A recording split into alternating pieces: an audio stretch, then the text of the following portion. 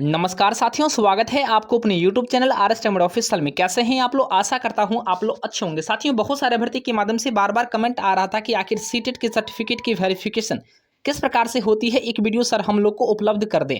ऐसे में साथी अब आपके इंतजार की घड़ी समाप्त हो चुकी है, क्योंकि साथी आज मैं आपके सामने जो वीडियो लेकर के आया हूं, इसमें आज हम लोग बात करने वाले हैं कि सीटेट, एस्टेट और बीटेट के सर्टिफिकेट को किस प्रकार से वेरिफिकेशन किया जाता है। साथ में साथी फर्जीवाड़ा किस प्रकार से होता है और फर्जीवाड़े को किस प्रकार से सीबीएसई या बिहार सरकार के द्वारा पकड़ा जाएगा, इसके ऊपर भी साथी बात करेंगे। साथ में इस बार जांच की प्रक्रिया को लेकर के साथी बड़े बदलाव की बात हो रही है। आखिर इस बार बड़ा बदलाव किस प्रकार से जांच में की जाएगी, जांच में ऐसे कौन कौन से इस बार चेंजिंग आएगी, इसके ऊपर साथी बात करेंगे। साथ में साथी फोटो साइन और सेटिंग का मामला क्या कुछ है, आखिर किस प्रकार से फोटो सिग्नेचर और सेटिंग वगैरह की जाती है, इसके ऊपर भी साथी बात करेंगे। साथ में साथी कौन कौन से ऐसे गलतियां हैं जो अभ्यर्थी को नहीं करना चाहिए, इसके ऊपर भी बात करेंगे। कुल मिलाकर साथी आज का वीडियो आपके लिए महत्वपूर्ण है, तो साथी वीडियो को स्किप किए बिना अंत तक जरूर देखिए, ताकि आपको सारी जानकारी आसानी से प्राप्त हो सके। साथ में साथी अगर आपने अभी तक चैनल को सब्सक्राइब नहीं किया है तो सब्सक्राइब करके घंटी के आइकन को प्रेस कर दीजिए, ताकि लेटेस्ट अपडेट इस चैनल के माध्यम से सबसे पहले आप लोग को प्राप्त होते रहता है। तो साथी वीडियो में आगे बढ़ने से पहले सबसे पहले मैं आप लोग को दिखाना चाहूँगा, ये सीटेट का सर्टिफिकेट है। और बिल्कुल साथी सर्टिफिकेट आने से पहले सीटेट का रिजल्ट कार्ड आता है, यानी स्कोर कार्ड आता है। तो सबसे पहले साथी हम लोग स्कोर कार्ड के ऊपर यानी रिजल्ट कार्ड के ऊपर एक बार थोड़ा सा नजर हम लोग डाल देते हैं। तो साथी जैसे ही सीटेट की परीक्षा में आप पहले जो बैठते हैं, तो एग्जाम बैठने के बाद अगर आप क्वालिफाई कर जाते हैं, यानी कह लें तो अगर आप जनरल कैटेगरी से आते हैं, तो अगर आपके 90 नंबर या 90 नंबर से अगर ऊपर आपके आ जाते हैं, तो इसका मतलब आप क्वालिफाई कर गए हैं। तो कहीं ना कहीं साथी उनके सर्टिफिकेट और मार्कशीट दोनों उनको डिजी लॉकर पे आ जाता है। साथ में जो आरक्षण कोटि के भर्ती होते हैं, चाहे ओबीसी से हो, SC ST से हो, EBC से हो, अगर उनके मार्क्स अगर 82 या 82 से ऊपर आ जाता है तो वो क्वालिफाई कर जाते हैं। वहीं पर बिहार के जो अभ्यर्थी हैं और आरक्षण के तहत अगर SC ST की बात करें, तो 75 नंबर जिनके आते हैं या 75 से ऊपर रहते हैं, तो वो भी योग्य माने जाते हैं। लेकिन डिजी लॉकर में उनके सर्टिफिकेट नहीं आते हैं, उनका सिर्फ मार्कशीट उपलब्ध होता है। ऐसे में कुछ अभ्यर्थी के माध्यम से कमेंट यह भी किया जाता है कि मेरा सर जो है सर्टिफिकेट डिजी लॉकर में नॉट फाउंड दिखा रहा, साथ में मेरा मार्कशीट तो आ गया लेकिन सर्टिफिकेट नहीं आ रहा। इसका मतलब साफ साफ साथी है कि आप जो है अपने कैटेगरी में एज अ CBSE के रूप में, यानी कह ले तो अकॉर्डिंग टू CBSE आप क्वालिफाई नहीं किए हैं, और यही कारण है कि आपका जो है सर्टिफिकेट आपके डिजी लॉकर में नहीं आता है, लेकिन आपके मार्कशीट उपलब्ध हो जाते हैं। तो भली भांति साथी आप इस बात को समझ गए होंगे।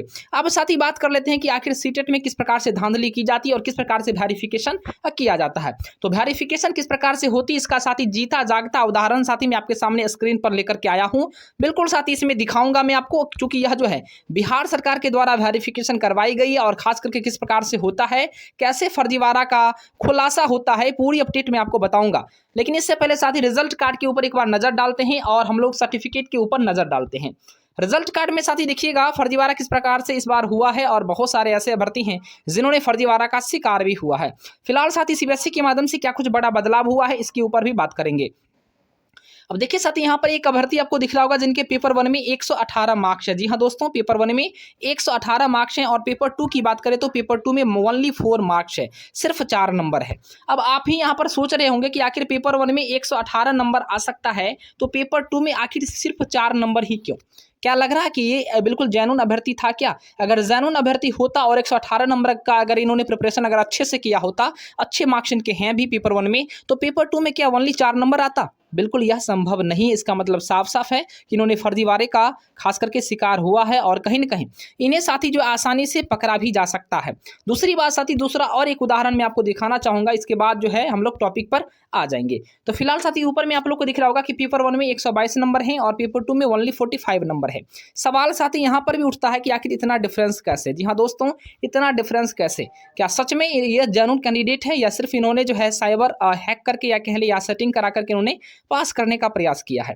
तो बिल्कुल साथी आप लोग कमेंट करके बताना कि अभ्यर्थी कैसा है, बिल्कुल जेन्युइन कैंडिडेट है या फर्जीवाड़ा है। क्योंकि हमें जो लग रहा है ये फर्जीवाड़ा इसलिए है, फर्जीवाड़ा क्योंकि 122 नंबर और 45 नंबर में बहुत ज़्यादा डिफरेंसेस हैं। डिफरेंसेस अगर होती है तो आपको 15 नंबर, 20 नंबर, 25 नंबर, 30 नंबर तक का अंतर देखने को मिल सकता है, लेकिन इतना ज़्यादा डिफरेंस तो कभी नहीं होता है जेन्युइन कैंडिडेट के रिजल्ट में। क्योंकि बहुत सारे कैंडिडेट का रिजल्ट हम लोग भी देखते रहते हैं, बहुत सारे कैंडिडेट को हमारे पास रिजल्ट कार्ड भी है, तो हमने देखा है कि पेपर 1 और पेपर 2 में ज़्यादा से ज़्यादा अगर डिफरेंसेस हैं तो ज़्यादा से ज़्यादा डिफरेंसेस आपको 20 नंबर तक का हो सकता है, 25 नंबर हो सकता है, 30 नंबर हो सकता है, बहुत ज़्यादा हो जाएगा तो 35 नंबर तक हो सकता है। इससे ज़्यादा डिफरेंसेस नहीं होती है, चूँकि तैयारी बिल्कुल दोनों का सेम ही है, थोड़ा-सा उसमें अंतर है। अब सवाल उठता है कि आखिर इसके सर्टिफिकेट किस प्रकार से जाँच किए जाएँगे, तो साथ ही मैं आपको बता दूँ कि यह सीटेट के सर्टिफिकेट जाँच करने से पहले एक और साथ ही रिजल्ट कार्ड मैं आपको दिखाना चाहूँगा। इनके पेपर 1 में देखिए 105 नंबर है। जी हाँ दोस्तों, पेपर 1 में इनका 105 नंबर है और पेपर 2 में इनके 43 नंबर है। अब आप भी यहाँ पर बिल्कुल यहाँ पर साथ ही आप गौर फरमा सकते हैं कि आखिर क्या लग रहा है कि जेन्युइन कैंडिडेट का रिजल्ट है या यहाँ पर फर्जीवाड़ा है। तो इसके बाद साथ ही कहीं न कहीं मैं आपको रिजल्ट कार्ड अब दिखा रहा हूँ कि सर्टिफिकेट में आखिर किस प्रकार से जाँच की जाती है, ठीक ना? तो जैसा कि साथी आप लोग को स्क्रीन पर दिख रहा होगा, साथी बिल्कुल इस प्रकार से ही आपकी सर्टिफिकेट आती है। यहाँ पर आपका नाम, यहाँ पर रोल नंबर, यहाँ पर आपका कैटेगरी, यहाँ पर आपका मदर का नाम और यहाँ पर आपके फादर के नाम लिखे रहते हैं। सबसे बड़ी बात साथी ये है कि आपको जैसे ही साथी इस सर्टिफिकेट को आप स्क्रॉल करेंगे तो नीचे में आपको यहाँ पर जो है डिजी लॉकर का लोगो दिखेगा, ठीक ना? डिजी लॉकर वेरीफाइड यहाँ पर आपको दिखा जो है आसानी से आपको मिल जाएगा। उसके बाद साथी उसके बगल में आप देखिएगा तो यहाँ पर आपको QR कोड दिखेगा। जी हाँ दोस्तों, QR कोड दिखेगा। इसका मतलब क्या हुआ? देखिए, जब आपकी खास करके सिलेक्शन हो जाती है तो सिलेक्शन के होने के बाद जो है आपका डॉक्यूमेंट वेरिफिकेशन होती है। तो वेरिफिकेशन जब आपकी होगी तो ये वेरिफिकेशन कहाँ से होगा? तो सीबीएसई टेट अगर आपने क्वालिफाइड किया है तो सीबीएसई से आपकी वेरिफिकेशन होगी, ठीक ना? तो सीबीएसई क्या करेगा? आपके इस QR कोड को स्कैन करेगा, ठीक ना? इस QR कोड को जैसे ही स्कैन करेगा उसके बाद आपका सारा का सारा डाटा उसके स्क्रीन पे आ जाएगा, उसके डाटा में आ जाएगा। मतलब आपका नाम, आपका फादर्स नेम, आपकी कैटेगरी, आपके जो भी चीज़ें आपने फॉर्म भरते वक्त डाला था, सारा का सारा चीज़ें साथ ही वहाँ पर आपको दिखने लगेगा। उसके बाद सीबीएसई के जो स्टाफ्स होते हैं वो आपको सारा का सारा डाटा बिल्कुल मैच करता है कि सही में ओरिजिनल कैंडिडेट वो है या नहीं है। जैसे ही सारी चीज़ें पुष्टि पाई जाती है उसके बाद आपको वेरीफाइड कर दिया जाता है और कहीं न कहीं आपको कोई आपत्तियाँ नहीं होती है। दूसरी सबसे बड़ी बात है कि आपके सर्टिफिकेट में यहाँ पर जो साथी जो है डिजी लॉकर का लोगो रहना ही चाहिए और यहाँ पर वेरीफाइड जो है लिखा रहना चाहिए। उसके बाद यहाँ पर बगल में देखिएगा आपको जो है यहाँ पर ग्रीन कलर का टिक भी देखने को मिल जाएगा, ग्रीन कलर का टिक। तो नीचे में आपको डिजिटली साइन रहता है और ग्रीन कलर का टिक अगर आप में दिख रहा है, इस प्रकार का टिक अगर आपको दिखने को मिल रहा है मतलब आपके सर्टिफिकेट सही है। अब साथ ही बात करते हैं कि यहाँ पर अगर आप क्वालिफाइड हैं तो आपको क्वालिफाइड लिखा रहेगा, या अगर आपने सेकेंड पेपर नहीं दिया है तो नॉट अप्लीकेबल लिखा रहेगा, या दोनों पेपर क्वालिफाइड है तो क्वालिफाइड लिखा रहेगा। अब साथ ही बात करते हैं कि आखिर इसमें फोटो और सिग्नेचर का मामला क्या कुछ है। तो साथ ही पहले जो है फोटो यहाँ पर जो आता था फोटो, उसी फोटो को सीबीएसई डाल देता था जो फोटो आपने फॉर्म भरने वक्त डाला करता था, ठीक ना? मतलब जो चीज़ें आप फॉर्म भरने वक्त डालते थे उसी फोटो को सर्टिफिकेट या मार्कशीट में आपको डाल दिया जाता था। लेकिन साथ ही इस बार क्या कुछ किया गया है कि इस बार साथ ही आपका फोटो बिल्कुल जो है फॉर्म भरने वक्त वाला नहीं डाला गया है। इस बार जो आपका फोटो है जो आपने खास करके एग्जाम सेंटर में जब आप एंट्री किए होंगे उसके बाद आपका रजिस्ट्रेशन हुआ होगा, तो रजिस्ट्रेशन के समय आपने जो भी फोटो आपका लिया गया होगा वहाँ के सिस्टम के अकॉर्डिंग टू वो फोटो साथ ही आपके सर्टिफिकेट पे आई है। मतलब साफ साफ है, अगर कोई अभ्यर्थी जो है गलत तरीके से अगर जो है एग्जाम सेंटर में एंट्री कर गया होगा उसके बदले अगर वो बैठ भी गया होगा तो रजिस्ट्रेशन के समय में साथ ही जो है कहीं ना कहीं जो कैंडिडेट बैठा होगा उसका फोटो वहां पर दिख रहा होगा। मतलब कहीं न कहीं साथी जो है जेन्युइन कैंडिडेट का फोटो नहीं दिखा होगा, जो डुप्लीकेट कैंडिडेट उनके बदले आया होगा उनका फोटो दिखा होगा। तो साथी कहीं न कहीं उनके सर्टिफिकेट पे जब दूसरा का फोटो आएगा तो सीबीएसई आसानी से उसको जो है पकड़ लेगा, चूंकि यहाँ पर साथी जो है गलत तरीके से जो है अवैध तरीके से यहाँ पर जो है सीटेट पास करने का प्रयास किया गया है। तो कहीं न कहीं ऐसे अभ्यर्थी जो जिन्होंने दूसरे को बैठा करके परीक्षा पास कराने का प्रयास किया है, बिल्कुल आप लोग 110% मान लीजिए कि बिल्कुल आपके सर्टिफिकेट वैलिड नहीं होंगे, क्योंकि सर्टिफिकेट जब आपके वेरिफिकेशन होंगे सीबीएसई के माध्यम से सर्टिफिकेट का तो आसानी से आप पकड़ाए जा सकते हैं, इसमें किसी प्रकार का कोई किंतु परंतु नहीं है। अब दूसरी बात साथी क्या कुछ होती है मैं आपको प्रूफ के साथ दिखाऊंगा, तो आइए साथी प्रूफ के साथ देखते हैं कि आखिर क्या कुछ मामला है, ठीक ना। तो चूंकि इससे पहले छठे चरण की जो बहाली का प्रक्रिया साथी हुआ है, इस बहाली की प्रक्रिया में जो सीटेट का वेरिफिकेशन जो हुआ है, सर्टिफिकेट का वेरिफिकेशन हुआ वो किस प्रकार से हुआ है।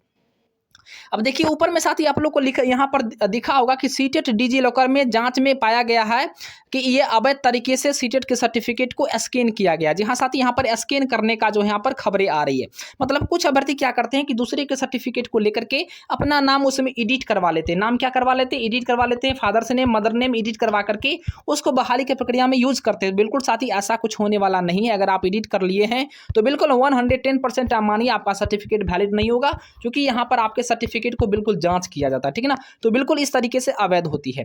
दूसरी बात क्या है कि साथ ही सीटेट के सर्टिफिकेट डिजी लॉकर में जांच में पाया गया कि खास करके ये अवैध है। तो अवैध यानी कई कारण से हो सकता है अवैध, चाहे आपका फोटो सिग्नेचर में अंतर हो या आपके जो है खास करके सीटेट का सर्टिफिकेट स्कैन करने के बाद जो उसका जो आप लोगों ने देखा होगा जो QR कोड वगैरह रहता है। तो QR कोड में अगर आपका स्कैन करने के बाद अगर आपके डाटा नहीं आते हैं तो बिल्कुल इस तरीके से भी आप अवैध हो सकते हैं।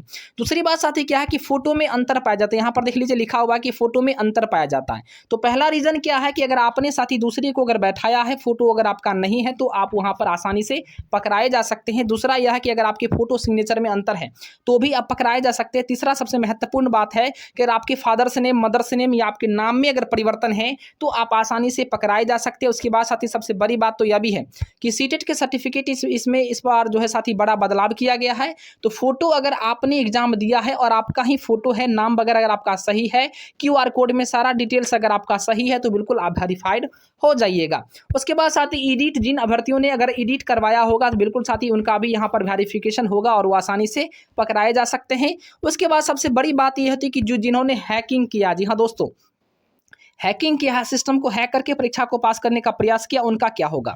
तो साथ ही IP एड्रेस का नाम आप लोगों ने सुना होगा, ठीक ना। जिस सेंटर पर एग्जाम होती है, जिस सिस्टम पर आपकी एग्जाम होती है, उस सिस्टम का एड्रेस अलग होता है और जहां से परीक्षा का प्रश्न पत्र को सॉल्व किया जाता है उसका एड्रेस अलग होता है। तो CBSE के संज्ञान में सारी बातें हैं और कहीं ना कहीं साथ ही इस बार जो वेरिफिकेशन होगी वो IP एड्रेस को भी ट्रैक करने का प्रयास CBSE करेगी और कहीं ना कहीं हैकिंग वाले भी जो अभ्यर्थी होंगे बिल्कुल आसानी से पकड़ाए जा सकते हैं। तो मामला साथी आप लोग को समझ में आ गया होगा कि सीटेट इस बार कहीं ना कहीं किसी भी अभ्यर्थी को छोड़ने वाला नहीं है। जो जेन्युइन है बिल्कुल उनको डरने की बात नहीं, उनको घबराने की बात नहीं, उनको कोई समस्या नहीं होने वाला है। लेकिन जो अभ्यर्थी खास करके फर्जी है, जिन्होंने एडिट करवा लिया है, फोटो मैचिंग करवा करके अपने एग्जाम को डाल दिया है, अपने बदले दूसरे को बैठा दिया है, या सिस्टम को हैक करके परीक्षा को पास करने का प्रयास किया है, या एडिट करवा करके अपना जो सर्टिफिकेट, किसी का सर्टिफिकेट को एडिट करवा करके स्वयं का सर्टिफिकेट बना लिया है। तो साथ ही इन इतने जो भी खास करके गलतियां किए होंगे, अवैध तरीके से प्रयास किए होंगे, बहाली की प्रक्रिया में भाग लेने का प्रयास करेंगे या इस प्रकार की चीज अगर की है तो बिल्कुल साथी वो आसानी से पकड़ाए जा सकते हैं, क्योंकि QR कोड से आपका जांच होगा। QR कोड में स्कैन किया जाएगा और स्कैन के बाद आसानी से आपका पूरा डिटेल खुल जाएगा। डिजिटली साइन होनी चाहिए, फोटो में अंतर नहीं होना चाहिए, सिग्नेचर में अंतर नहीं होना चाहिए, आपका ही फोटो होना चाहिए। तो ये सारी चीज़ें साथी हैं और डाटा वगैरह जो भी खास करके QR कोड से खुलेगा उसमें सारा डाटा आपका होना चाहिए। तो कुल मिलाकर साथी आप लोग सारी बातों को समझ गए होंगे। जो फर्जीवाड़े अभ्यर्थी हैं उन्हीं को डर होगा और जो जेन्युइन है उनको कोई डरने की बात नहीं है, उनको कोई दिक्कत नहीं होगा, क्योंकि अगर आप जेन्युइन हैं तो आप जेन्युइन हैं, जो कि कोई दिक्कत आपको नहीं होगी। तो फिलहाल साथी वीडियो कैसा लगा कमेंट करके जरूर बताना। साथी वीडियो को लाइक करें, शेयर करें और सब्सक्राइब जरूर करें। जय हिंद, वंदे मातरम।